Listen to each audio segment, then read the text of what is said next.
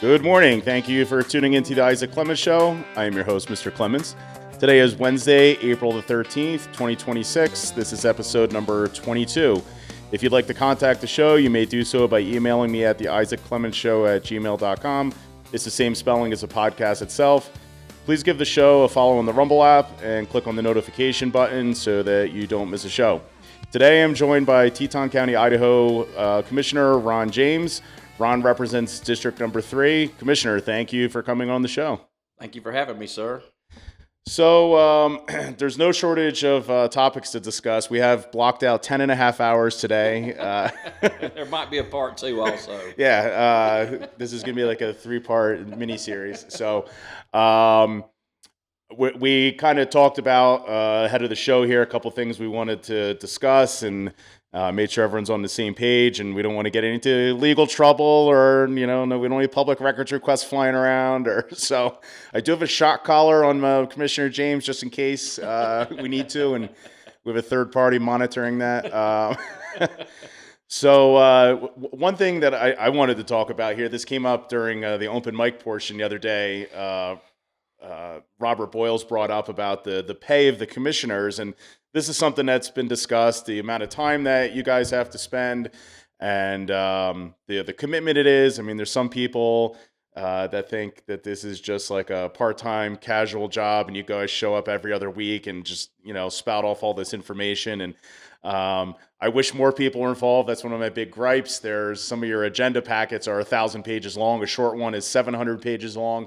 And every bit of information in there is important to someone. So I imagine there's some level of prep work that goes into it. You don't just show up at the Super Bowl, if you will, without having done everything from preseason workout on through, to make a football analogy there. But the topic of pay came up, and I just wanted to kind of have an open conversation about that. So what are your thoughts about the compensation that commissioners get? And maybe just you could share with us how much time you spend ahead of these meetings to, get involved, and what else you do as a commissioner. Well, we had a great example this week when we had to make a decision on a reconsideration about a subdivision that's been 33 years in the process. And you can wrap your head around that. Mm-hmm. From the start to the finish, it took them 33 years to get this thing through, which is problematic. Right. People have born and are doctors now. Yeah, exactly. I mean, we've had kids. Yeah. When we got the packet for that, and we got it, I think I started reading on it Friday morning, and because I wake up early in the morning, I started reading on that about 6:30 in the morning. The staff report was 19 pages, which usually are about a long one's a page. Staff report, right? And it breaks down. The staff report breaks down from the P&Z of all the things they supposed to check off to be able to get a plat. This one was 19 pages, so it took me about 3.5 hours to read through that because I read through it twice just to make sure I had all the facts because it was very intricate and a lot of detail on there. So there's always homework to do before the commissioners' meetings, especially if the P&Z agenda or the planning and zoning agenda has more than 5 or 6 objects on it or 4 agenda items on it. If it has 10 or 11, we'll be there for 5-6 hours just breaking through the P&Z and trying to figure out the correct decision on that. Going to the fair board meetings and going to all the meetings we have to go to make sure that we understand what's all going on in the county, because there's tons of moving parts. It's a lot of hours. So, how many hours a week do you think you're putting in as a commissioner now? 40. At So least. It's a full-time job. And you're running your business or businesses. Still, right? Brad's running his businesses. Right. It's taken away from that. My business has decreased because of it. Right. Some of that because I'm not able to spend as much time there, but some of it's because, let's just face it, some people are opposed to what I do and they just decide they won't visit my business anymore. I've had windows broken. I've had my car keyed. I've had other things happen that people that don't agree with some of the decisions I make get a little over the top sometimes. Yeah, property vandalism, that's unacceptable if people are retaliating against it. I mean, it's criminal, first of all, but no, that shouldn't. That's a shame to hear about that. I didn't know that. And, Teton Valley has this charming facade to it. And, when you sort of peel back the onion layers, and this is true in any organization or any municipality, I guess. Sometimes the more you know, it's like, oh man, I wish I knew less and could go back to the rose-colored glasses or whatever. Right. So what is the compensation package for a county commissioner right now, considering you're working full time, essentially doing this job? It's about $46,000 a year, and you have medical and you have retirement. Our medical package, our insurance package is very, very good, and our retirement's very, very good. Let me just back up and say one thing. Yeah. Um, I don't want to lump all the people that disagree with me into those guys that are doing some vandalism and stuff. That's very, very, very minor people. A lot of the people that I get, a lot of people I get are don't agree with the things I always uh, rule on. Are very civil. I've gone out with lunch with these guys. I've had breakfast with these guys um, and gals, and we talk, and we exchange ideas as grown ups, as the government should work. Right. Um, this whole far right wing and whole far left wing gets all the attention, but the people that are in the middle are basically our government's still working. Right. We can exchange ideas as grown ups and come to a conclusion that we have a problem, we need to fix it, and we can move on from there. But going back, our compensation package is like, I think I make about $46,000 a year as a commissioner. Like I said, the insurance is very good. It's very expensive, but it's very good. And our retirement package is pretty good. I think Commissioner Wolf as the chair, which he has more responsibilities than I do, and he has to sign a few more documents than we do. I think he makes about $48,000 a year. So, You're not carving out a living here as a no, commissioner. we're not getting rich. I mean, that's pre-tax, I assume, that you're talking about here, It right? is. So you take a third off for taxes, or maybe it's 20%, whatever the number is. It's still not enough. Even if you were taking that as cash to live here, I mean, you're well below the poverty line for Teton County, Idaho, and um, I mean, to me, I think that's a problem. I'm typically one who shies away from the idea of raising taxes or increasing the budget, but um, I feel pretty strongly if you want to be able to attract people to the job, and you have to be able to give someone enough cash essentially to get them away from whatever they're doing. And my observation is you either have to be independently wealthy and bored and want to do this as a passion project, sacrifice your entire life and do it for what you're doing it for now, compensation wise, or maybe be a retiree and decide, all right, I'll get drugged back into politics or get into it for the first time. And Mhm. I mean, in my utopian vision, it would be a sort of your middle of the road person, like you just said, not someone on the far left, not someone on the far right, sort of a middle of the road, average person that's of sane, sound mind.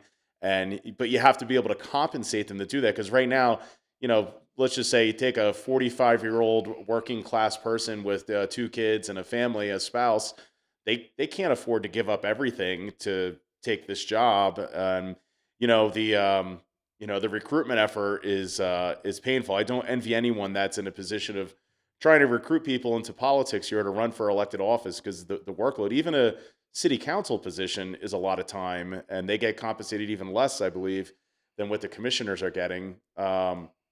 I mean, personally, I would be in favor of some kind of pay bump to be able to sort of open the opportunity so that other people in the community could participate in their elect. There's a lot of smart people in this community, but it's how do you pry them away from a remote work job? How do you pry them away from driving over the hill to work in Jackson every day?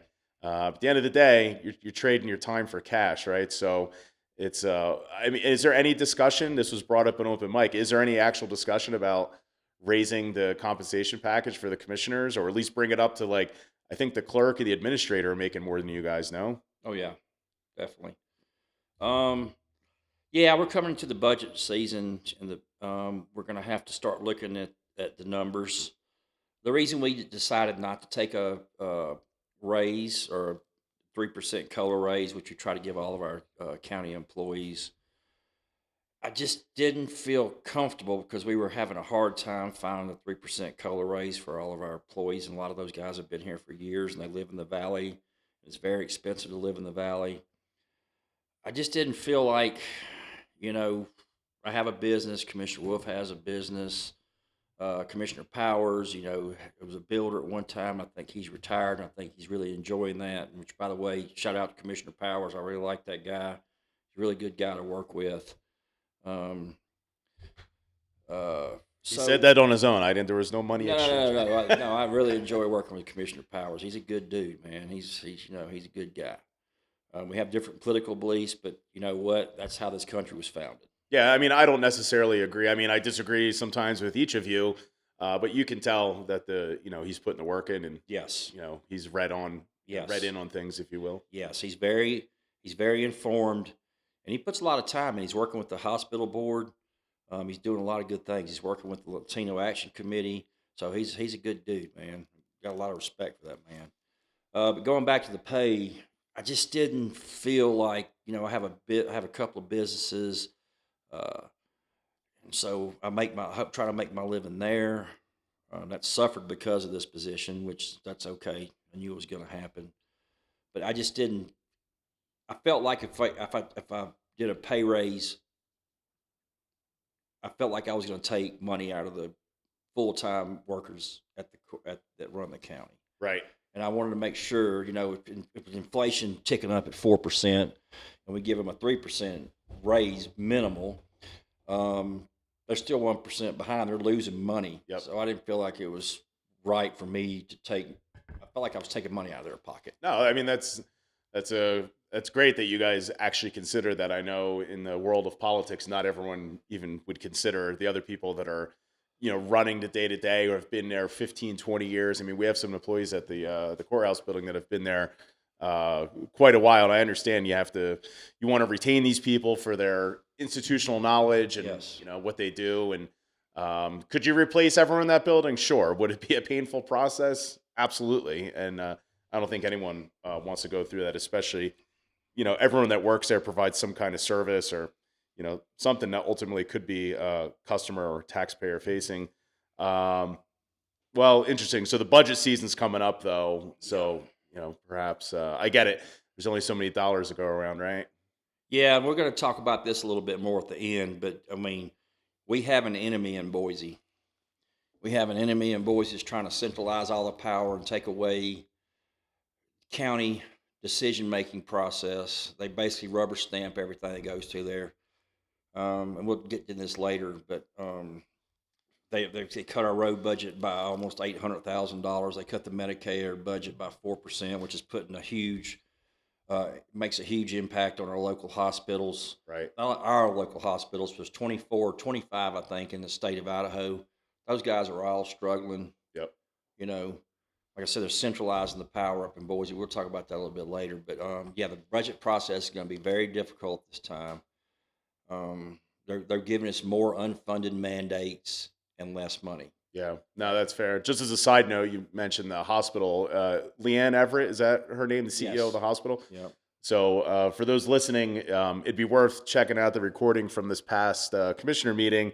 She's coming on a monthly basis to sort of give a state of affairs with the hospital, and very concise. She's very well spoken and gave a pretty quick, down and dirty. Here's where things stand at the hospital. So if you have any concern about the hospital or what's going on there, you can get it straight from the source there. On the topic of Boise and that stuff, you're halfway through your 4-year term. For those that don't know, the county commissioner seats, some of them are 4-year terms, some of them are 2-year terms. So there's never like a complete cleaning of the slate. There's always some overlap with the commissioners' races. So you were elected for a 4-year term. You're halfway through. I know it may be premature, but are you thinking about running again in 28? Well, I am running for governor this time. Oh, yeah. There you go.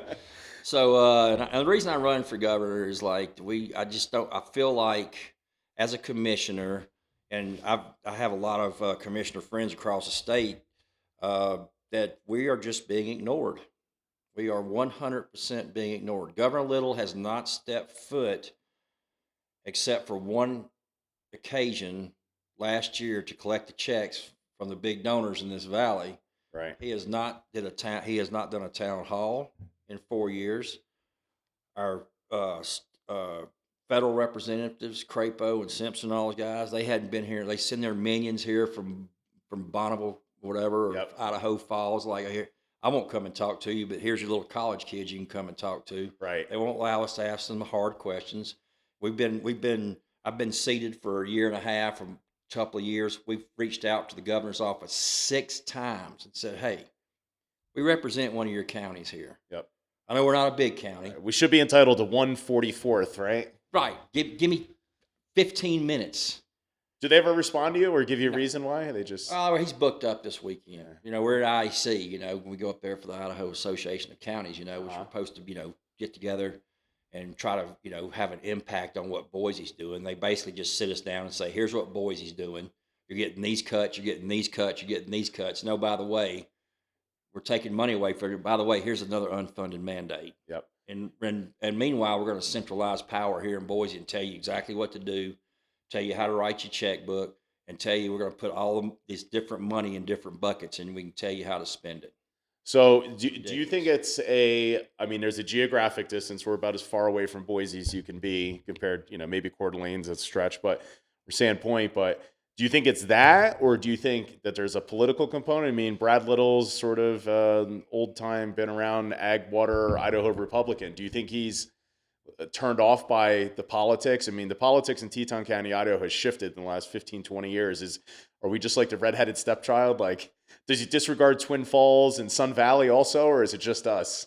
No, it's the whole, like I said, getting back to the centralization of the power in Boise. They have just, not everybody. I mean, we have Senator Harris, which is one of the greatest men I've ever met in my life. He's really concerned about his district. Josh Wheeler does a good job. Mike is going to run for re-election. I think they get up there for their 100-day session. Mm-hmm. And this last 100-day session. Yep, legislative session. We're run by Republicans, right?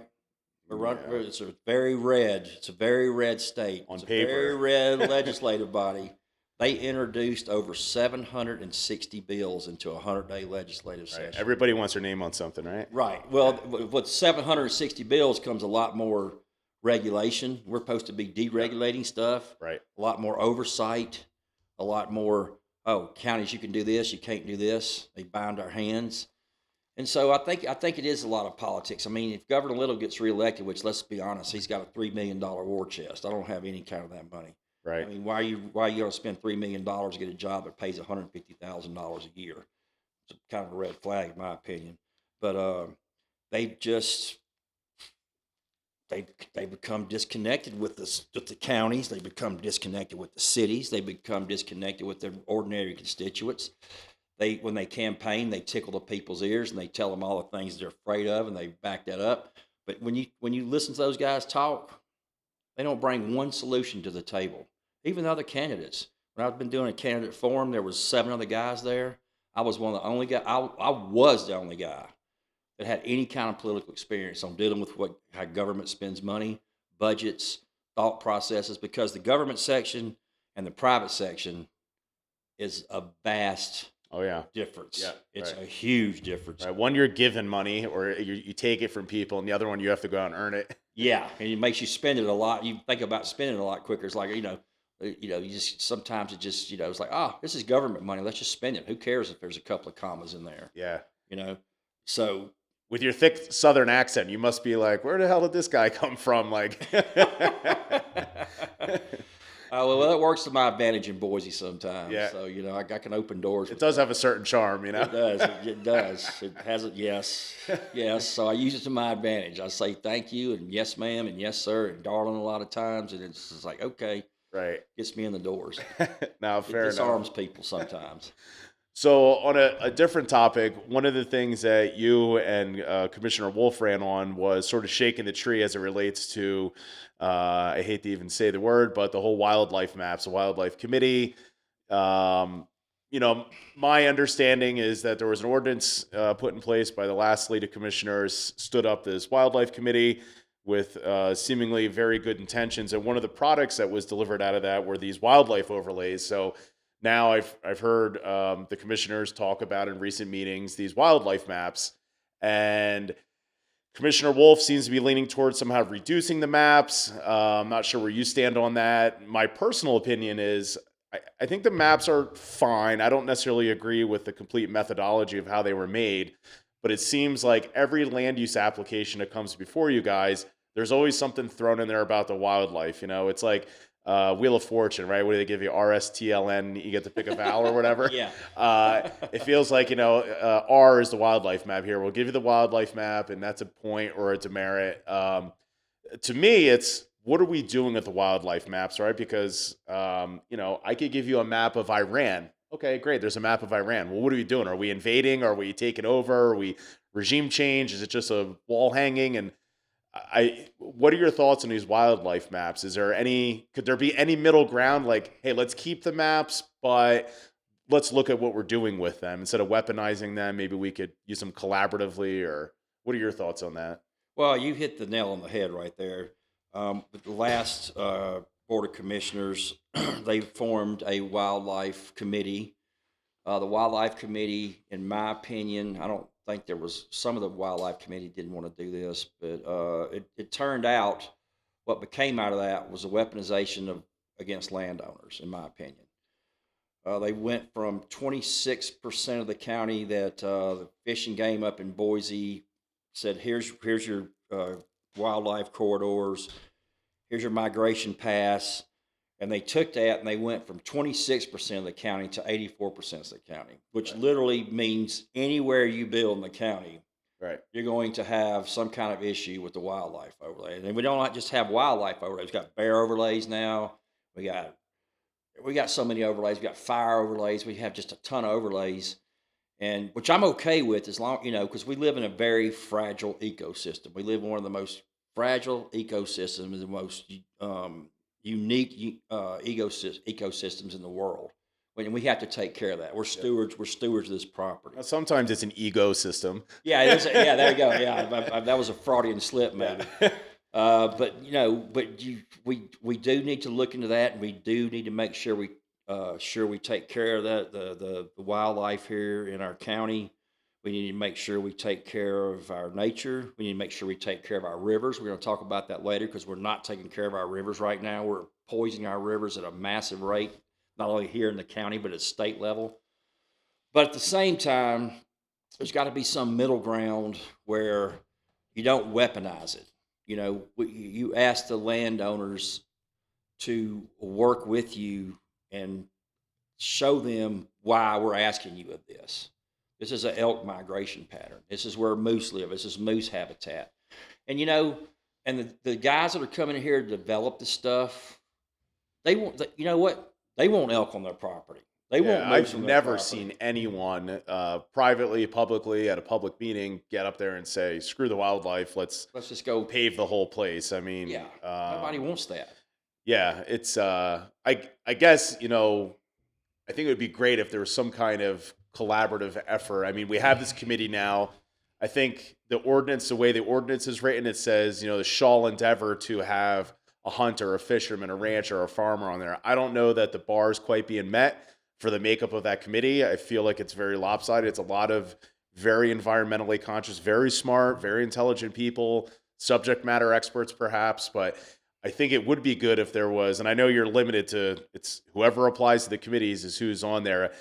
Maybe there could be a provision to change the language in that ordinance from, I think it says shall endeavor to must have or whatever, so that you do have a voice from the farming and the ag community here, which is a huge part of Teton County. Mm-hmm.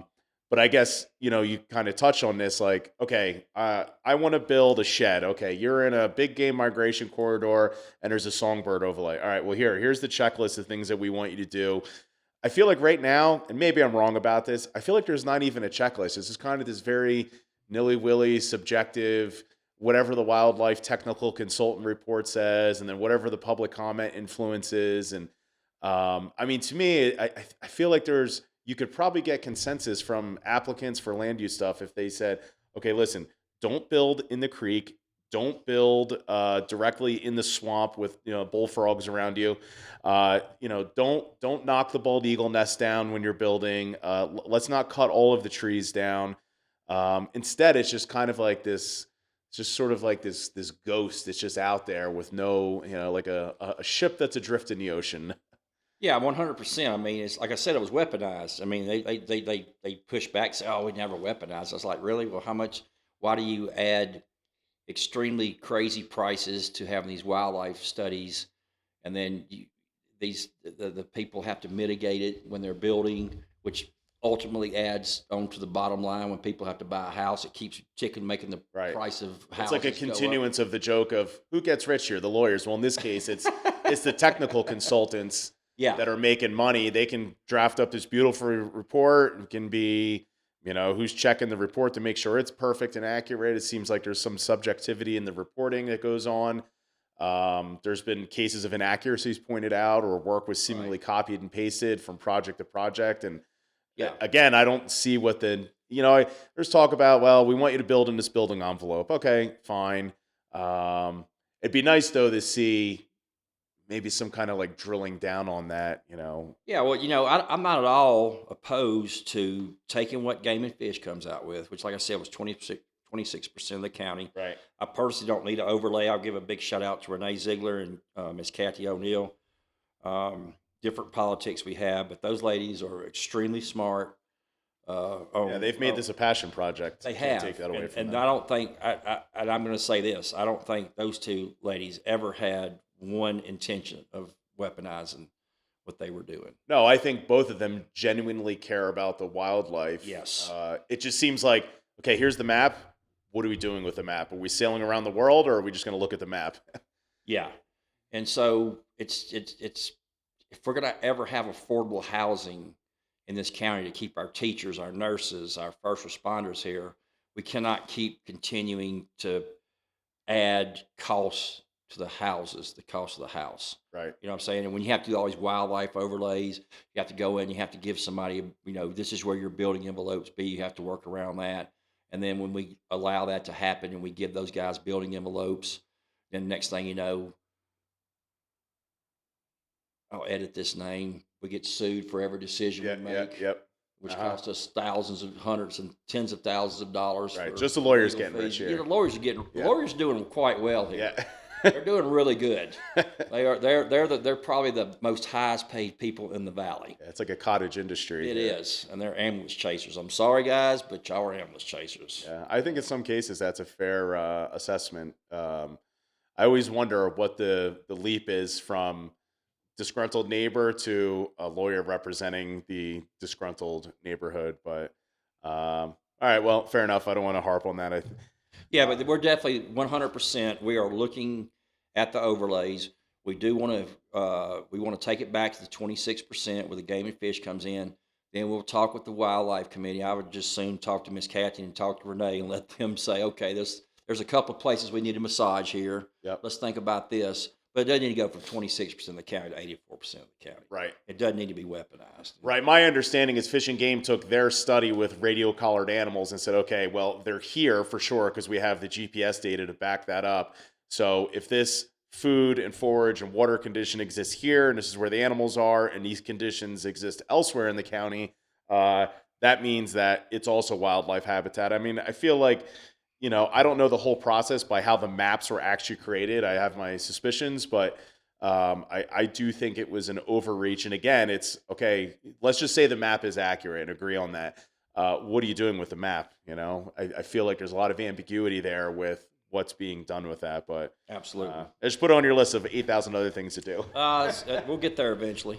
So it was brought up recently a few times at open mic and during some public hearings with land use applications that there are some people in the community who I think selfishly are pitching the idea of a construction moratorium. They want to stop subdivisions, and it's all under the ruse of traffic mitigation, infrastructure, and let's just say you stop construction here for 5 years. Nothing's going to change, in my opinion. The demand is still going to be there in 5 years. You're just kicking the can down the road. I understand that the community is going through growing pains with the infrastructure. Personally, I have a major problem with people that come, plant a flag, build a house, buy a house, whatever they do. They're in a tent or a van, and then they kick the ladder out sort of underneath anyone that comes behind them. And from what I've read with a construction moratorium, you guys could only do it at the county level if there was an emergency, like the wastewater treatment plant completely failed, or there was a wildfire that wiped out half the community, or You're not allowed to just turn around and say, I want to stop construction. Or the other provision I read was if there's a comprehensive plan being reworked, you're allowed to put a pause on construction, but it still has a timeline. What are your thoughts on this whole construction moratorium idea? Well, at the last AAC meeting we went to, they got a bunch of us in the room, and they had a guy up there. He basically told us that if someone comes in, dots their I's, crosses their T's, and checks off all the boxes, that we are obligated. He used that word obligated to give those guys a building permit. I don't know if we could. I don't know if there's. I guess it would have to be an emergency, like you said. And infrastructure is one of the emergencies. I've been reading into that. I've looked into it. Infrastructure is definitely one of the key components where you could actually stop, do a moratorium, Right. stop building. I don't necessarily think a moratorium is the correct answer, because we have two forms of income in this county. We have tourism and we have building.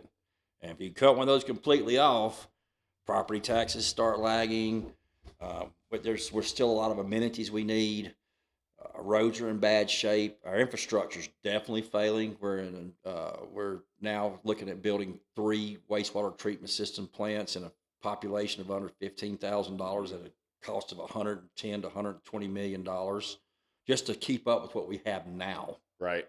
You bring up a great point. It's funny you said that. I was just writing a note down here about the construction jobs and everything that's downstream or upstream from construction, right? So if you want to build, let's just say a single family home for argument's sake, you have an architect, probably some kind of structural engineer, maybe mechanical, electrical, plumbing design folk.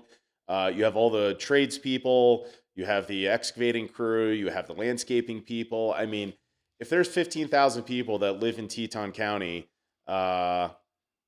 scratch that number for a second. Let's just say every day in Teton County, I bet the number is probably 2,000 people that are somehow working in something that's construction or construction related.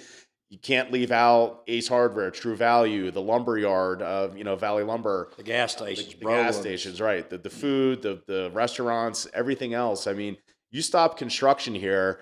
Other than like wiping Targhee off the map, I can't think of a better way to collapse Teton Valley's economy and have true hardship and suffering here. Not to be completely dismissive of the people saying we need a construction moratorium. I mean, I still think it's selfish and rude that they're even pitching that, but yeah, I think people don't consider all the downstream effects of that. And it's right. me saying this doesn't suddenly make the road wider or the traffic less congested. And I don't know if we'll ever fix that problem. Maybe the congestion between Driggs and Victor on the highway is enough of a deterrent. People go, I don't want to live here. It's too much traffic. And that's another topic for Boise. When we get, like I said, we'll get to that a little bit later. That we are not anywhere even close to being on the radar for CDWR. That's not. I'm sorry, not ITD or whatever. IDTD. Yeah. We're not even. They without dropping the F-bomb, they could care less. It's a free speech platform. They could care less about this county. We are an afterthought. When they have to come down here, it's an aggravation to them. Yeah. We're, like you said, we're far, far southeast. We're just the guys that send them a couple of checks every, We're on an island here. Yeah, we're definitely on an island. I guess we're a purple county now. So we don't carry a whole lot of Republican votes. We have a lot of free thinkers down here. We have a lot of independents. We have a lot of libertarians. We have a lot of pragmatic Democrats. We have a lot of pragmatic Republicans. And those guys can go either way. I think one of the greatest things about our voter group is that, hey, I'm not going to vote for you. There's a certain part of the community that does this. I'm going to vote for you because you have the right initial in front of your name, right letter. But there's a ton of people in this county that are very well educated. Yep. Even in the political arena, and they will vote for a candidate over a party, which is, in my opinion, it makes this a pretty awesome place. Right. No, it's yeah. All right. Well, I mean, I hope you guys don't make the move to shut down construction. I think that would be. I don't think that's the right answer. I don't think Boise would allow us to, because in order to have a state of emergency, even with the infrastructure problem, it only lasts for 7 days, first of all. And then it has to go from the chairman of the board, which Commissioner Wolf would have to sign that and ask for that. Then it goes to the National Guard, regardless Yep. of what it is. And then they have to knock it up to the governor, and the governor has to sign off of it. Like I said, it only lasts for 7 days. So Yep. It's the other thing too is maybe not everyone's as familiar with like the building or construction process, but if you want to build something more than a single family home, the process can be years long. And if, let's say you've been working up to this thing, you got the financing squared away, you got the contractors lined up, and then January 1st, the county commission say, no construction for 2 years. I mean, you want to talk about upsetting people's lives and their investments and their future. Maybe they sold their house somewhere and they're moving here, or I can't think of something more destructive or more disruptive. And, I hope that the people that are putting that idea out there will kind of stop, take a deep breath, recognize that they came and built here. They were able to build their dream here. And, maybe just think a little bit deeper about what they're saying when they say, yeah, we want construction shut down because the road's busy. I'm like, well, I don't know what to tell you. It's tourist season's upon us and it's coming. and we live off the tourism. And to your point, talking about the people that have already been talking about building here, the lawsuits that would follow that would be, we'd spend our budget on lawsuits, which we already spend a ton of money on lawsuits. Our legal tort cost is phenomenal. Right. And what we paid out in the last several years with that $3 million being paid out to Teton Resort, and then the Burns Concrete was $3.5 million. I mean, we spent $6.5 million on 2 lawsuits. That right. There's commissioner raises. You could be making $150,000 a year for the next. Well, also I could make sure my people were paid. I shouldn't say my people, my employees that have been around for a while at the county level. I could pave more roads. I could chip seal more roads. We could. I mean, there's $6.5 million is what we paid out. That's not including lawyer fees. Right. Yeah. If I had that money right now, I could fund, because the 501c are coming when we start doing our budget. Yep. And they're going to ask for money. Yep. And I would love to give them money. The Family Safety Network, I think, is just a phenomenal organization. Paul's is a phenomenal organization. The Food Pantry is a phenomenal organization. They're going to come out with their hands out, so I need some money to keep this, which I think they serve a huge need for our community. But my answer is going to be, go ask them guys why we had to pay $6.5 million out. Yeah, right. There's your answer. I could fund you for 10 years. Right. Can't now. We could do a 3-part series just about those two things also. Yeah, that's a long topic there. So what do you think about having town halls? That was one thing you guys had. I'll use the word promise when you guys ran. The last commissioners did it. Is there any appetite to have just kind of a free forum? The problem I've seen lately, people will come to open mic and they want to sound off about something that might have a public hearing or there's some kind of legal attachment to it, and you guys understandably are very hesitant to engage or have them even put this stuff out into the ether. But is it possible to have a town hall where people can show up on a Tuesday night and bitch and moan and say whatever they want for 2 hours? And, you guys could, I think the last commissioners called it a listening session. I guess that's the modern way of saying a town hall, but yeah. Let's make it politically correct, okay? Yeah. So let's get the right words. A slam poetry session, Maybe we could sit Indian. Oh, you can't say Indian style anymore. We could sit with our legs crossed, with our asses on the floor. There you go. Yeah.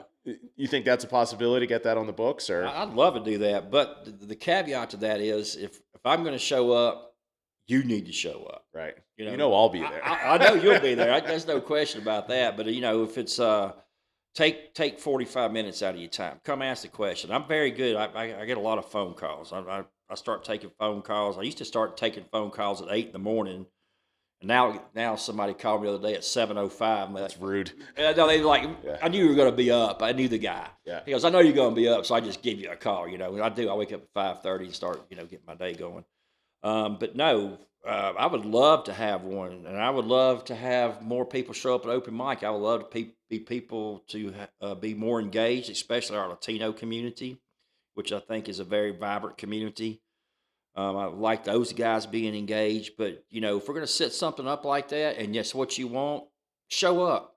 Just ask one question and get the answer, and then you can be there for 10 or 15 minutes. You want to stay for the whole thing, right?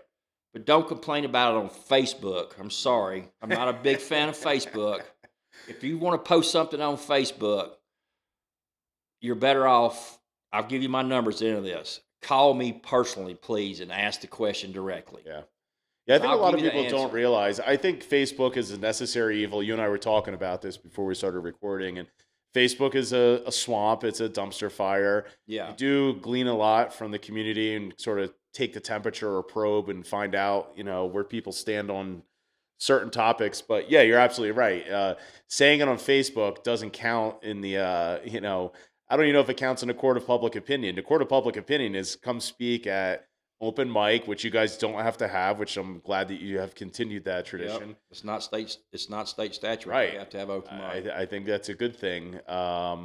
But yeah, I think it'd be great to if we could get the town hall thing going. Yeah. Let people show up. And I mean, listen, if people choose to not show up, okay, then you could say you tried, and I won't ask you anymore. But Not only should have open mic for the commissioners, which that's the first level, and or the cities. That's your first line of defense. But you should also be asking questions. You should also have the governor should be down here for a town hall. You should have our state senator Mark Harris come down here, which I know he would do that in a second. Josh and Mike, our state representatives, and also we need our national representatives here. mm-hmm. We need those guys. I mean, we're fixing to start negotiating on this Target expansion deal. And people are asking me, why can't you fix this? It's like, well, first of all, that's interstate commerce. You understand that. That's two states. You're talking about a financial agreement between Yes, Target. because we're getting screwed. We are getting right. We shoulder screwed yeah. on this deal. And it's not Jordy's fault. It's not Jordy's fault that when they decide to make these two states, they somehow who put the mountains in the wrong spot? Yeah, it's like who thought of this? Who thought this is a good idea? So it's not Jordy. I'm not laying at this Jordy's feet at all. He's just where he's at. It just happens to his business is in Wyoming, with the only access to it is going through Idaho. Let's build a road up over the other side. Then hey, there is a statute. There is a statute in the Idaho law that I can put a toll booth over there. Maybe a gondola. We do a gondola just like Sun Valley, right from the Wyoming side up over the hill. I mean, yeah. So don't tempt me. There is state statute. I can put a toll booth there, and like if we got a 1T on your truck or your car, you're gonna drive on through. But if you're California or you're Utah or you're from wherever else you are, hey, guess what? It's gonna cost $20 to get up there and ski. I think that decision is coming down from the Forest Service in June. Is that? It's June, July. They keep pushing it off. Pushing it off. I mean, it's like, let's be honest. I mean, when's the last time the Forest Service turned down expansion on a ski resort? It just doesn't happen. Yeah, so I think we got to be prepared for it. We have to ask for money. Right. We can't just sit there and say, well, we're screwed. No, let's go out there and say, hey, which that Wyoming, the Wyoming Board of Commissioners in Teton County, we're doing a work session with those guys. We have it coming up. They're very open to this. They know that they have to take care of this, because the truth of the matter is, the state of Wyoming is going to make about $3 million off of taxes off this. Right. Teton County is going to get less than $300,000, and yet we carry the entire impact. Right. So we definitely shoulder the infrastructure impact, and I don't know what the numbers are. Maybe you do, or can speculate on it, but I look at Targhee and say, well, they drive a lot of our economy here. They provide jobs for people who live here, the rental market, the restaurants, the grocery store, the auto repair, everything. Do you think that there's enough offsetting costs or offsetting income coming into the county where it's like, well, maybe we're not getting such a bad deal? Or do you think, what would you want from Targhee? What does that look like? Or from Teton County, Wyoming? Do we want cash? Do we want a bag of gold? Do we want roads paved? Well, we definitely like to have to mitigate the roads, the impact on the roads. The truth of the matter is, it was a couple of weeks ago, right before they closed, we had 6 calls one weekend. 3 of those calls, they were, I think, for ambulances, or I don't know exactly what they were for, but it was first responders. Yep. Right. 6 we calls have a contract that weekend with them for that, right? Yeah. Sometimes we get paid, sometimes we don't.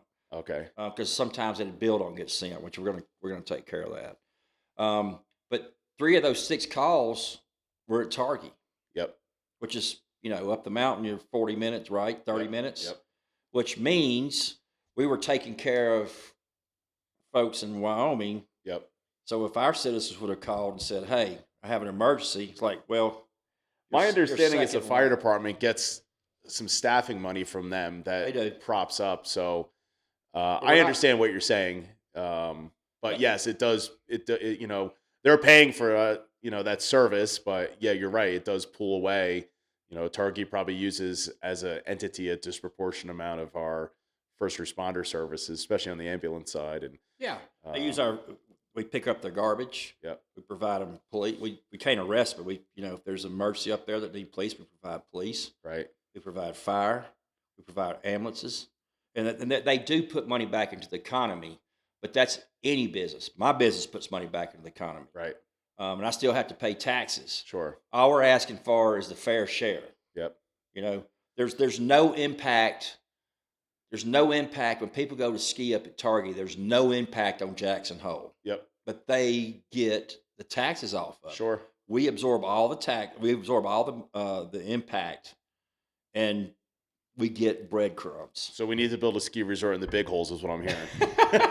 Well, if somebody wants to do it, brother, go for it, man. All I'm saying is just like, you know, acknowledge that you're living, you're getting taxes off of our people's back. Right.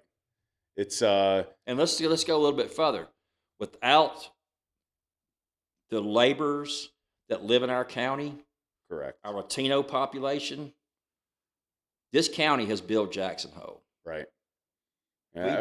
We built this. We've kind of allowed it though, right? Well, I mean, it's a necessary. I guess I wouldn't say a necessary evil, but that's where the work was at that point. Right. We're like the Haley or Bellevue of Sun Valley, right? Yes. Yeah. So, but without our citizens of this county, Jackson would not. They couldn't staff. Yeah. Couldn't If staff they the ever did like an restaurants. organized worker strike, Jackson would be doomed. They'd be screwed. Yeah. So acknowledge that, appreciate that. We're not asking you to give us all of it. We're just asking you to help mitigate the impact. Proportional share. Proportional share. That's a good one. Yeah, that's The the new correct buzzword. term. Yeah. Yeah, help us pay to get your tourists up to the top of that mountain. Is there any ongoing or active discussion? Like, I appreciate what you're saying and everything. Is there any teeth to this, or is it? Oh yeah, there's teeth. Okay, between the commissioners on both sides, or is it higher than that? Is it up to the state level, or? Right now it's the commissioners. I mean, and when I was at AEC last year, I was a little aggressive. The Mississippi came out. The redneck came out. Like, I need to talk to you, sir. These senators in the hallway. Gotta get them with that ghost pepper sauce or something. Yeah, man. I got to corner them up. And they look at me like, "What are you talking about?" It's like, do you understand what's going on down in our county between this? It's an interstate negotiation between two states. They go, "We don't know what you're talking about, son." And it's like, and I was like, "Well, you should." Yep. Because y'all get some money off this too. Because Sure. Boise's like Tony Soprano. Anything that generates income, I feel like Paulie or Seal going on like, "Hey, Tony, here's your envelope. Here's your taste. Envelope. Yes. You got to kick it up. It's just like it works just like that. So you're going to get some money off of this. We're going to get some property tax relief off of this. We're going to have to stop trying to pass all these districts: the hospital district, the rec district, the sewer district, the fire district.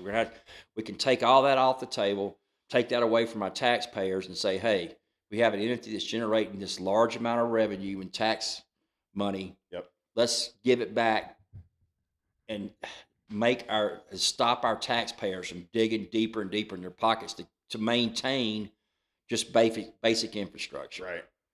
So that's my biggest. Yeah.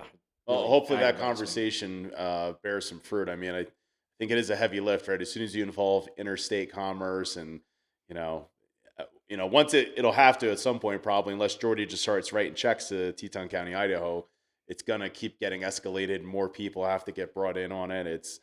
It'd be nice to see. Jordy's already writing the checks. I mean, he's paying all his taxes. He's not behind on his taxes, but it's all going to Wyoming. So that's what I mean, right? Yeah. So I mean, writing checks to us. Yeah, I mean that would be nice, but it's not. That's not his place. It's not his position. He shouldn't be having to do that. They should be revenue sharing, and there is a template we can use. It's over. Couldn't they just put like on a hotel tax? It's like a local resort fee or whatever. Couldn't they do something on lift tickets or? Yeah. Every lift ticket $1 goes to the peasants in Idaho. Yeah. Let's keep those guys happy over there, so they won't raise too much of a dust. Yeah. So in the recreation vein here, we have this recreation taxing district now, which I'm not thrilled about. paying for it specifically. There's the YMCA has entered the chat, so to speak, and I think the YMCA would be great. Personally, I'd love to see it operate as a standalone, successful business. It doesn't need a constant infusion of taxpayer funds because not everyone will use it. A lot of people will use it. Interestingly, I saw that they approached the school board this week about maybe getting a piece of property by the school board. And my question to you is, in light of the conversation that has come up with the reconsideration request with the Sweetwater True Love subdivision, and a lot of this was about the concern over leaded airplane fuel, does that kind of put a knife into the idea of building a recreation center right there? Like, do you think it would face the same headwinds and people would come out and say, "Oh, we can't build a YMCA there because of the leaded plane fuel problem that they perceive"? What are your thoughts on the recreation district, the YMCA, putting it by the school there? Well, first of all, let's tackle this lead issue. Like I said, go back to this Sweetwater. That took 33 years. Yep. 33 years. In those 33 years, they decided that they didn't bring up the lead issue then when they decided to put the schools right by the runway. Where were those guys when did they bring this issue up? Or is this just now because they don't like this particular Maybe that was development? that's where the Sweetwater name came from. My understanding is lead has a sweet taste, and that's what attracts children to lead paint chips. Oh, man. Maybe they were like, I haven't heard that one yet. We'll taint the water fountain water with lead, and everyone will just, Well, let's put the whole lead issue thing to bed. 2030, the FAA is going to phase out all leaded gasoline for planes. So by the time this guy starts, because this is going to go up to judicial review, I imagine. This is going to the can's going to be keep getting kicked up the line, so to speak. And when, I don't know if you watched the commissioners meeting Monday, but we denied the reconsideration because they didn't have standing. Yep. I don't think we made any technical unsound decisions. I mean, everything we based upon our decision was based on statute. We had legal advice. We had staff reports. The joint P&Z, they voted for it. So I don't think they can keep going up the line if they want to. Right. But I may be wrong because you never know what kind of judge you're going to get. But I don't think it's going to happen. Yep. So going back to the why, though, the reason we would like to have it, there's private people that are looking at buying that property, then donate it to the YMCA. Then we'll be under the umbrella of Treasure Valley YMCA, which is in Boise, which is a very, very, very well-run organization. Yeah, I've seen their presentations. They're financially sound, and so the goal for the YMCA, I shouldn't say our goal, but I have been involved in this somewhat because I think it's a really good idea for our valley.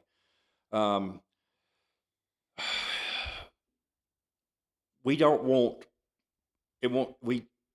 The goal for the YMCA is to be paid for by memberships. Yep. And an endowment. Okay. Private money. Yep. Would we take some money from the rec district if they offered it? Of course we would. That would be okay because, the WISE mantra is they're the largest child care provider in the United States, which is a huge thing, especially when our young families are paying $20,000 a year per child for child care. It's a huge deal, big deal.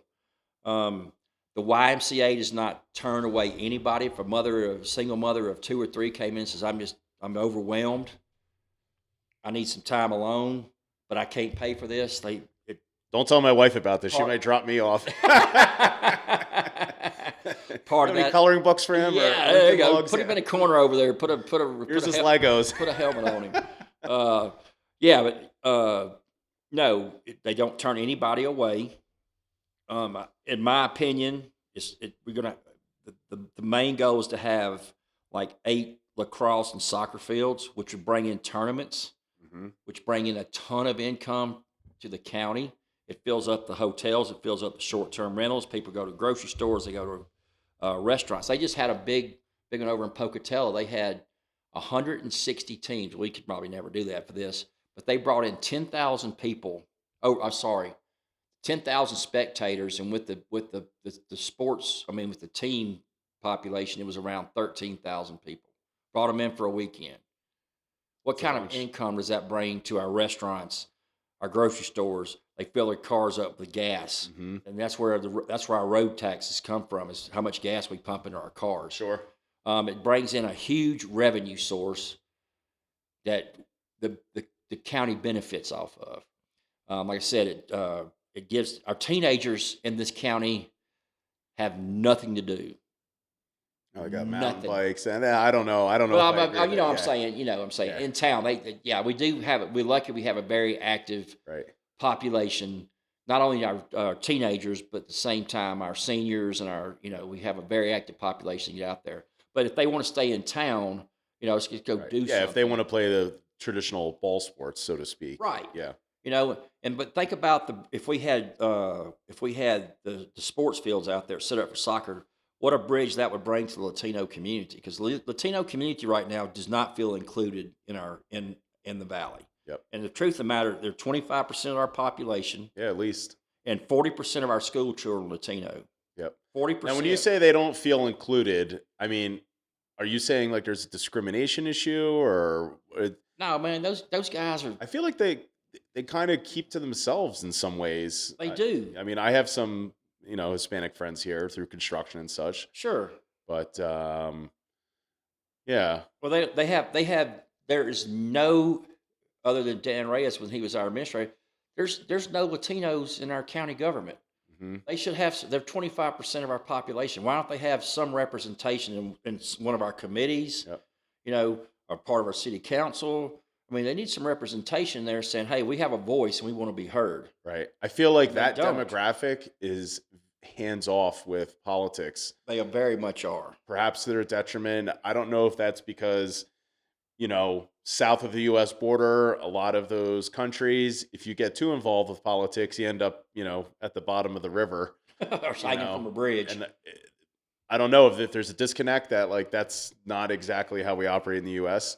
Can't say it exclusively. There's a history of these things out there, but that's not, we tend to live in maybe more polite society, and there's not, people on motorcycles with machine guns.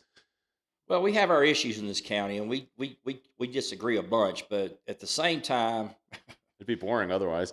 I know, right? But on the other hand, I've raised a lot of money to help a lot of people in this community, and it's I get it from all sides, and we can agree to disagree, and there's some people that are just totally, I won't have anything to do with it because you have different politics, but the most part, this community, we're pretty cool with everybody. As long as you don't try to force your opinions on me and you're living your lifestyle the way you want to live it, I'm cool with that.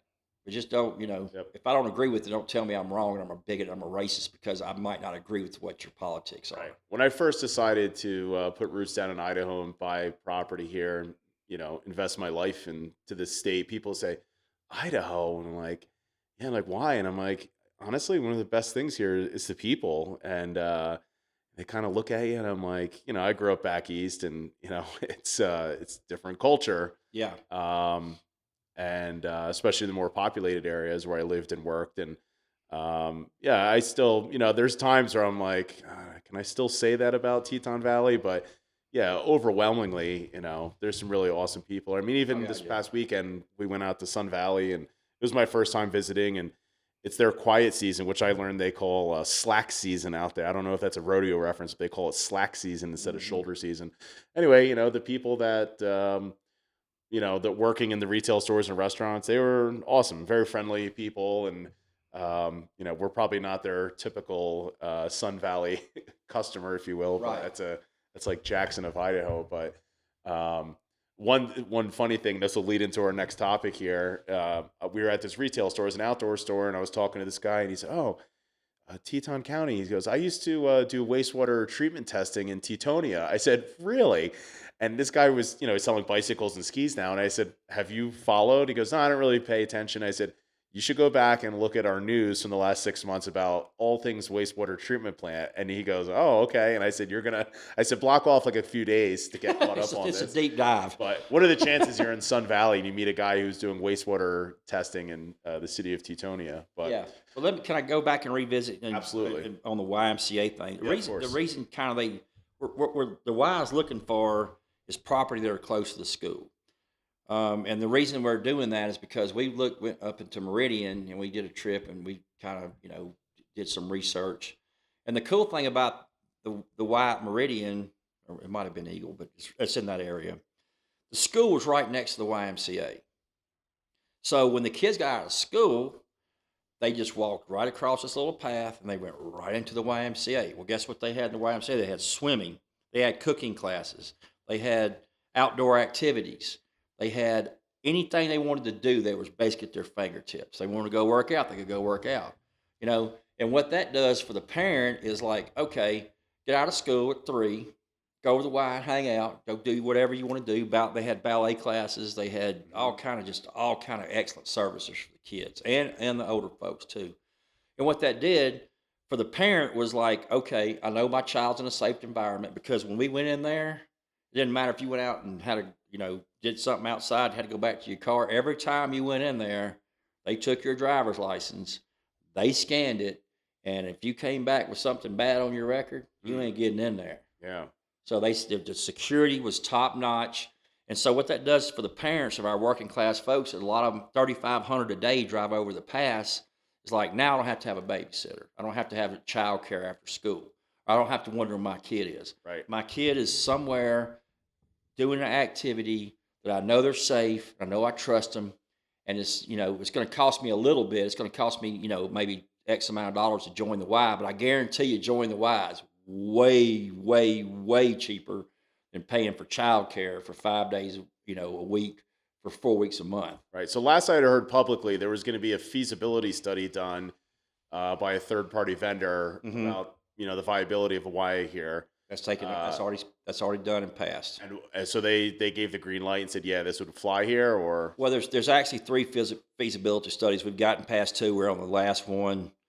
Without giving away too much, which is, if anybody has a question, they're more than welcome to call me, or they just can do call a public records request. Or just stand in line, because there's going to be some reason they like to know what I'm doing with my phone, that's fine. I don't care.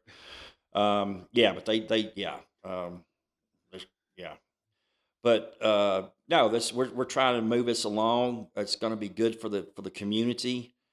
It's gonna I think, like I said, bridge a gap between us and the Latino community. It's going to keep kids, get them off the phone, do more activities, be part of a process. For the seniors, it's outstanding. Seniors of the West are in Driggs. That is full.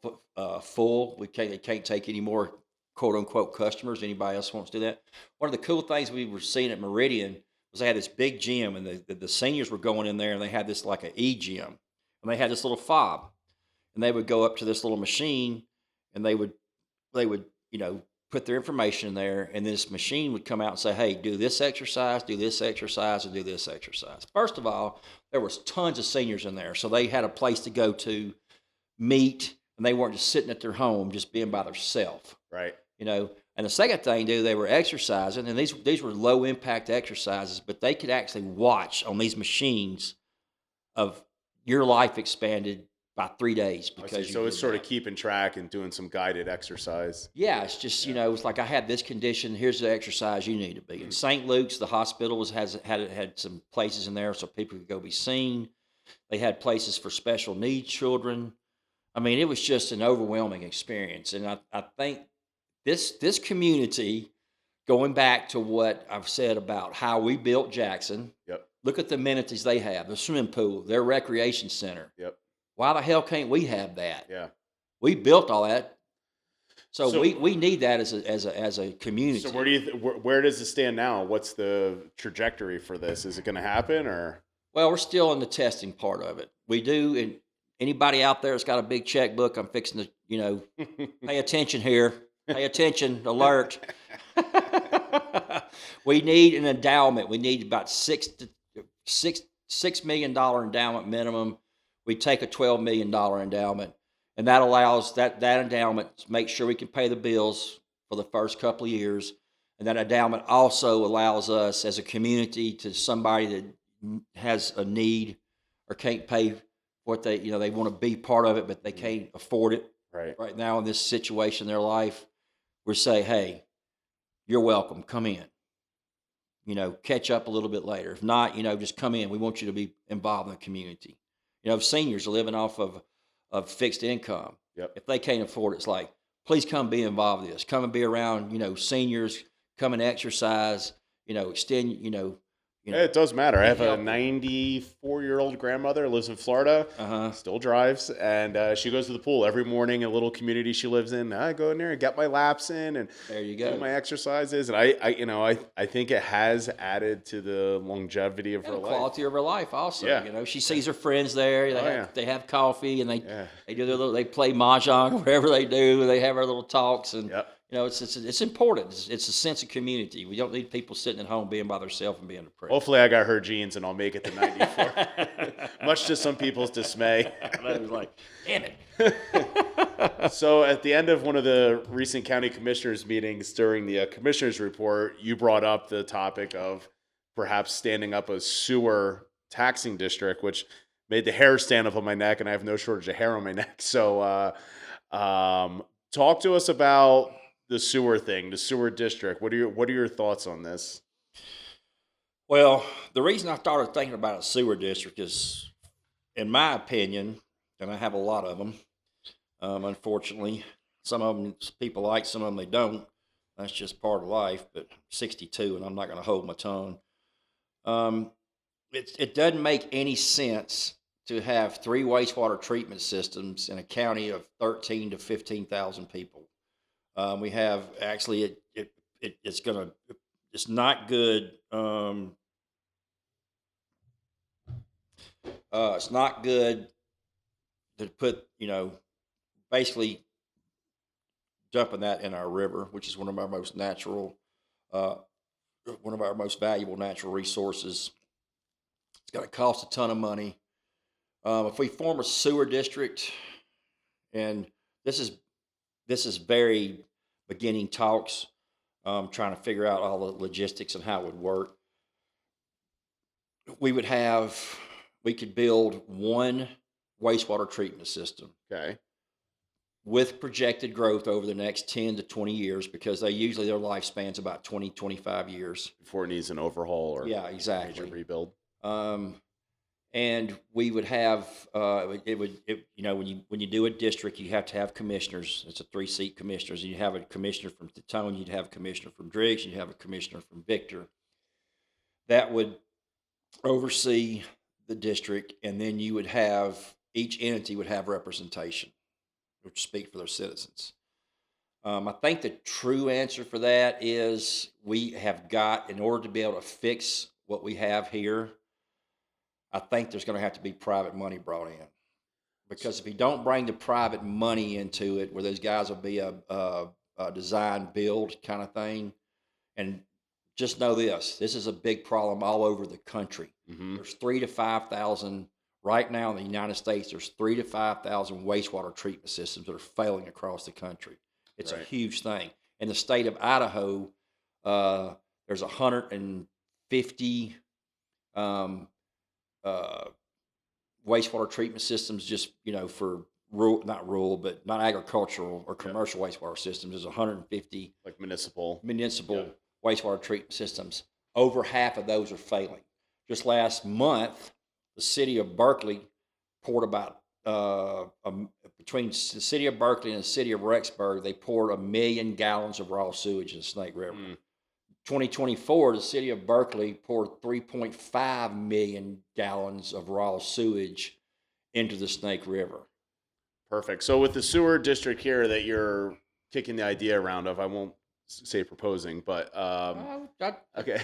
I'd propose that if everything aligned right. I would propose that. So the sewer district you're proposing, who would be part of the sewer system? Like, what users would be tied into that system, if you will? I hadn't done a deep enough dive to really answer that question. I don't want to paint myself into a corner. I think there would be some exemptions. I think I'm not opposed to what the cities are trying to do and drive the density to the cities. The area of impacts have been expanded. The city of Victor has a pretty nice area of impact. The city of Tetonia, they have a nice area of impact. So maybe the answer is, and I don't hold my feet to the fire on this. We're chiseling it into stone right now. Yeah, don't do it yet. Don't do it, man. This is all. This is. It's already on Facebook. I just got an alert. Yeah, I'm sure there's probably already 10 comments. I don't like that guy. But no, we have to. If we can do it with private equity money, they can come in and fix it. Mm-hmm. I'm not sure how the details work. I got to call a couple of people, and I'm trying to call some people at state level how to figure this out. But if we bring in some private equity money, they build it for us. I don't have to go to the taxpayers and say, "Hey, guys." Gotcha. So have like a third-party vendor Yes. running the infrastructure. Right. And then the total job of the sewer district is to oversee that private entity. Right. To make sure. And first of all, I like the private money sector of it because they take on the liability. Right. It'd say, okay, the EPA doesn't come in and say, hey, city of Driggs, you're not up to code. You're not up to standard. Right. Here's your fine. They come into the private equity guy and say, hey, you're not doing this right. Here's your fine. So like Halliburton type company that can build out and fund, infrastructure. So right now, my understanding is City of Teton has a wastewater treatment plant that they upgraded in more recent times with growth in mind. I don't know if it'll handle the growth that they're proposing just outside of Tetonia. And then Driggs has a sewer plant that everyone knows about now intimately that isn't up to standards. Right, it's failing. And then Victor is pumping their sewage to the City of Driggs plant. And Driggs turned around and said, we need a new plant. It sounds like they made the assumption that Victor was on board with it, and all hell broke loose, and it's still in complete disarray with the agreement there. So right now, Victor's pumping their sewage at Driggs. Driggs is pumping questionable discharge levels or whatever into the river. Ammonia. And Tetonia is on their own. So you're proposing a central sewer wastewater treatment plant for the whole county. Yes. Where is it going to go? Do you got a parcel number? I don't have a parcel number. It's my understanding, and if I'm wrong, y'all can correct me on this, but I think the Driggs wastewater treatment systems can be expanded. Oh, so on the same footprint as the one in Driggs. Yeah. Okay. So I'm not opposed to that. I think I would much rather see it come a little bit north, maybe between Tetonia and Driggs, if it was in my perfect world, just because most of the recreation that our citizens use is further down towards Victor and Driggs. I put in some, what I'm saying? So if we put it in above where people are actually using the river for recreation, I think that would be a better answer. But if it'd save us money, we could maybe expand on the Driggs.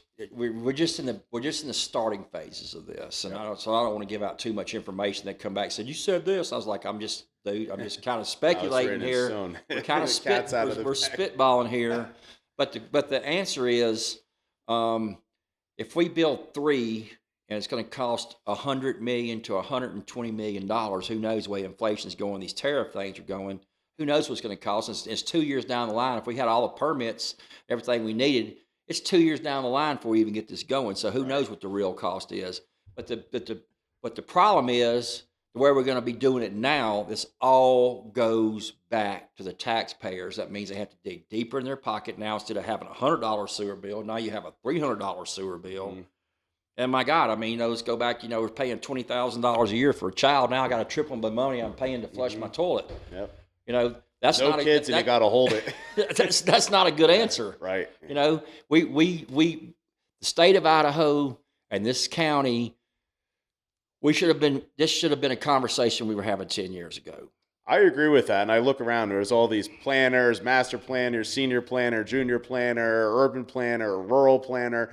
There's all these planners running around here. Comp plans, LDC, zoning. I don't know. Is there a master plan for infrastructure? We got this deal with Fall River down here, trying to add on the substation and all that, like the wastewater stuff with Driggs and Victor. To your knowledge, is there like a big comprehensive infrastructure plan? The county doesn't have one, and to be honest with you, the state doesn't have one. Like I said, half of their wastewater treatment systems in the state are failing, and they're not the SRF fund. Strategic Reserve Fund is got $380 million in it. Now, and that's used for fixing these wastewater treatment systems. Okay. And infrastructures, just designed to go for infrastructure. If they took all the permits that not only this county is asking for, all the counties, or I shouldn't say all of them, 42 of them are asking for it. Ada County's doing fine. Yep. Bonneville County's doing pretty good also. Ada's doing really well. That's the city, I call it the city on the hill. They're living up there in Gold Mountain. It's like passing out decrees of the peasants, like Just get Micron to write him another check. no shit, right there. We can fix this. Hey boys, just give me a check. But there's 42 counties. Sandpoint needs 160 million to redo their whole their wastewater treatment system. Nampa needs 120 million just to be able to update theirs. There's 328 million dollars in the SRF fund. If everybody that needed their wastewater treatment systems, they were going to dole it out and say go fix it, it costs 780 to 1.2 billion to fix it, and the state doesn't have it. That kind of money is 10% of the state's budget. And they're not really addressing the issue. I mean, when I read Burley, they just did their comprehensive plan, and they have a commercial water treatment plant there, and that's where all this waste is coming from, which that handles the animal carcasses and all the plant breakdown. And they're putting E. coli in, they're putting all kind of crazy phosphorus in there, and they're poisoning our river, they're poisoning our aquifer. And this is not a unique problem just to Teton County. There's a ton of other counties that are going through this, and if we don't fix the infrastructure now, which goes back to we don't have an infrastructure plan. Right. We don't as a county. State doesn't have an infrastructure plan. Projected growth for the state of Idaho in the next 8 to 10 years is another 350,000 people moving to this state alone. We're 14%. We could probably fit like 300,000 of them right here. Sure, bring them on, man. A lot of open land here. But, is there any talk about setting up, dare I say this, another committee or a working group to get an infrastructure plan in place to kind of plan for the next 50 years or whatever? I mean, we've drilled down on everything from fascia details on single-family homes to dark sky compliant light fixtures, what type of trees you can plant, where your parking spots have to be, right? What color the sidewalks and curbs are, all this stuff. It seems like the infrastructure thing is like obvious and it's seemingly overlooked. Is there any chatter amongst the elected officials in this county of like, hey, let's get an engineering firm or whatever to kind of, we are where we are, right? We can't go back. Yeah. No, I've put a little legwork in. I've been up to Boise. I go to Boise a number of times because, you even asked that question. Why does Ron keep going to Boise? It's like, well, that's where the money's at. That's where they control our purse strings. And we've started having conversations with some food better there, you think, or? There's some good and bad places there. No, we have to start. I've had a couple of conversations with some engineers saying, okay, what would if we had this and here's our numbers, what would it take to build this? I've had some conversations with some of my Democratic friends, which they're on board with this. The signature, we have to get a certain amount of signatures to keep this thing going. I don't think we can get it on this ballot initiative if we want to do a sewer district. I mean, I'm not opposed to these districts as long as they're paying for themselves and it doesn't have to, it's not costing the taxpayers too much, as long as we're just paying for a little bit of oversight and make sure that our infrastructure is taken care of, make sure our fire department's funded.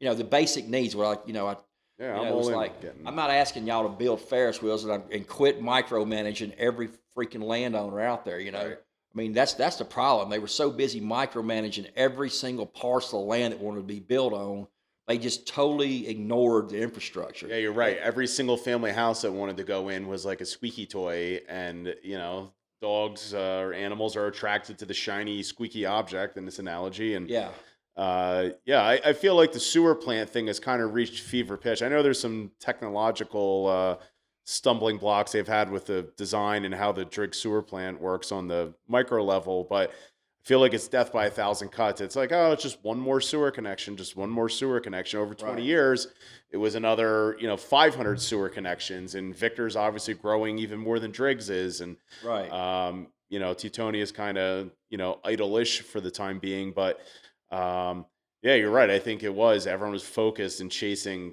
we don't want a house there because there's a wildlife overlay or there's a building envelope issue or there's a wetland issue or whatever it is. Meanwhile, the sewer plant's backing up. It's almost like something out of a cartoon, Yeah, right? It's, yeah. the lights are getting dimmer, the water, the spigots are drying up. And I think it would be good, The though, to roads are have, crumbling. yeah, to kind of have a comprehensive, like, look and say, okay, here's the next, we have comp plan for the construction aspect of we know what it wants to look like, but we need to talk about these infrastructure things. It's ironic that the thing with Fall River is happening right now where they want to build the substation. Now it's seemingly a crisis, but during public meetings, I heard them say, we've known about this for 20 years. That's very frustrating as a ratepayer to say, like, if you've known about this for 20 years, right? I give you a check every month. I pay my bill. I pay my co-op fee. The people in Victor and Driggs are paying for their sewer thing. They're voting people in the office. You just kind of assume, as the average everyday peasant, if you will, I say that jokingly, that these people are taking care of this stuff. Like, I'm not, who am I to go babysit what the power company's doing or what Right. Victor and Driggs are doing with their sewer plant? Like, and it's seemingly like we got caught looking. Oh yeah.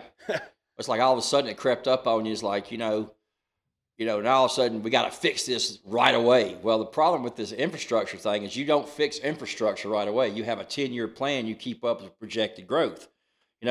Everybody's like, we got to stop all this building. We got to do this. It's like, guys, we have been discovered. There's 38 million visitors a year to the state of Idaho. Yep. And a lot of them come right through here and they drive through this town just like y'all did, or whoever is listening out here. It's like, man, this is a lot of, like, you go back, there's a lot of cool people here. Yep. They kind of stay off to themselves. They have some kind of crazy politics, which, well, there's another article that came out like 2 weeks ago, and it said, I think 3 different people sent it to me from various parts of the U.S., and I said, oh, I just know that we're going to be in this. And it was like, top 10 mountain towns to consider moving to that haven't been discovered yet. Teutonia was like number 6, and I'm like, hasn't been discovered. I'm like, are you kidding me? Oh, Like, we've been a Wall Street Journal. Like, this is nothing new. I mean, it's just people writing an article just to, fill their day, I guess. But I'm like, oh, God. No, but that's it. I mean, and instead of allowing us, when they get tax revenue off the tourism in Boise, instead of saying, hey, y'all had this much tourism, here's some money back, just put this back into your roads, or let's put it back in your infrastructure, they spend it all on trying to get more tourists to come out here. Yep. And like, do you guys understand that, we don't have the infrastructure to keep up with this growth? To start right putting now. signs up. I think Barcelona, Spain has this big anti-tourism movement. Oh, yeah. And the locals there have signs and graffiti like, go away, tourists. I mean, yeah. I hope it never comes to that here. But well, I don't think it ever will, because, I mean, first of all, we can't afford the tourists coming. I mean, that's one of our biggest income producers. Right. We have to have the tourists. We get a here. nickel for every milkshake they sell down there in Jersey. There you go. But at the same time, I don't think it's irresponsible for me to ask Boise, hey, why don't you pass a piece of legislation that says, hey, when these tourists come in here and they bring all this impact on our roads, our first responders, our infrastructure, why are you not allowing me to capture some of that revenue and bring it back and offset and mitigate that impact? And Ada County wants it all. Oh, Ada County gets every damn bit of it, man. I check, I go up there and get those hotels up there, man. There's like 5 line items on there. Okay, yeah. Your hotel room is $100, and I stayed for 2 nights. Well, guess what? The hotel bill's $325 because all the add-ons on it. Right. $100 hotel in Boise is hard to come by. You're staying like on the runway at the airport or something. Yeah, it's like, I don't understand why it's okay for y'all to do it, but it's not okay for us to do it. And we have 680 something short-term rentals in this county alone. There's 10,000 in the state of Idaho that generates $1.16 billion as that number again, and it's totally unregulated, and they do not allow the counties to prosper a penny off that. Do you think you'll get any traction? I know you tried getting that across the finish line. It's going to come back next year. I'm going to keep bringing it back because they finally said, that son of a bitch is crazy. Let's just pass it and get him out of our hair. I'm going to keep going after it, even if I'm after I had office. I'm going to keep going and bringing it. It's like, this is the right thing to do, guys. Pass this piece of legislation. I appreciate your passion and your enthusiasm. It's you have a lot on your plate. It's that's a mouthful for sure. How's your shoulder doing? You had a complete shoulder replacement. Oh, right? it's coming right along, but it's not a very fun experience. It's my dominant hand, so it's trying to learn how to do everything one-handed with your left hand is very challenging. So I have learned how to hit text one-handed. So which is coming along. It's hard on the newer phones. The newer phones are so big to reach across the whole phone. On an old Nokia cell phone, you could text with, I try to do it by voice, but my phone doesn't understand redneck yet. So sometimes when I'm speaking to the message that come across, it's like, man, that ain't even close. You got the Mississippi dialect. I need a Mississippi phone. Yeah, that's great. Well, is there anything else you want to talk about or add to the conversation here? No, I think we're all right. I mean, I think really think about who you're going to vote for. May 19th, at the right? state level. I'm not asking you for your vote. If you vote for me, I really appreciate it. But just think about it, because what Boise is doing is centralizing the power in Boise, and they are mandating things that it makes it really difficult for the county to pay for. They're playing a shell game up there. They are saying, "Look at us, we're cutting your property taxes," but at the same time, me as a commissioner, I'm mandated to keep the roads open. I'm mandated to make sure we have a hospital. I make sure we have our infrastructure taken care of. They're patting themselves on the back saying, "Oh, we're such great guys. We cut your property taxes." And we have and there's another thing. They have a $1.3 billion slush fund up there of your cash. They're not spending. And they just gave us, in this county alone, an $800,000 cut to our road and bridge department, and they cut the Medicare for our hospital by 4%. And these yahoos are sitting on their pot of gold up there on their golden throne, saying, "Hey, look at all the money we got." And they're like Scrooge McDuck up there, bathing in the coins. And meanwhile, us peasants are down here, and I've got to ask you guys, it's like, "Hey, you want your roads open?" "Yes, sir, I do." "Hey, dig down in your pocket a little deeper and pay more property taxes." If you do get the governor and Senator Harris and Crapo and the like, you get them all down here. Maybe we get one of those the little buses that Targhee has, and take them down one of these county roads about 80 miles an hour, and don't drive them down the nice highway that the state money's paying for. Right. Take them down to country roads and give them the scenic tour and knock their teeth out. Yeah, like, hold on, guys. Yeah. It's like, maybe you can drive the point home with the roads. Yeah, but just think about who you're voting for. If I could say one thing, quit voting for somebody that's got the dadgum initials in front of their name that you want. Do a little dig deep. Find out what these guys really believe in, and vote for the right guy. Quit voting on all this party crap, man. It's just our two-party system's broken right now.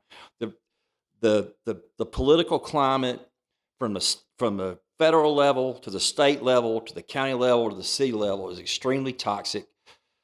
I would challenge you to maybe find a friend that you don't agree with politically, sit down and have a cup of coffee and exchange some ideas.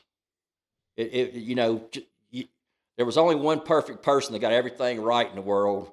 And if you're religious, they put him on a cross and crucified him. So you've got some ideas that are probably off, and you could probably, have a debate and discuss with people and get a different perspective. Just have an open mind. You could get like a fourth job as a part-time preacher here. You go on like a rotation around the various churches here. Special guest preacher. No, it's gotten to be the point. It's ridiculous. We I can't hear even you. have a conversation anymore as adults. Well, Commissioner James, I appreciate you taking the time to come on today. This has certainly been a lively discussion, and hopefully the audience enjoys it as well. You're always welcome to come back on. Oh, yeah, I'd love to do this. Maybe we could make this a bi-weekly occurrence, and yeah, it's good to have this exchange, and maybe we can get your cohorts on here too. So that's all for today. Thank you for listening. Remember, if you'd like to contact us, you may do so by emailing me at the Isak Clemens Show at gmail.com. Don't forget to give us a follow in the Rumble app and turn on the notifications. Stay safe and have a great day. Thank you again. You're welcome. It's more than enjoyable. I'll be back. All right.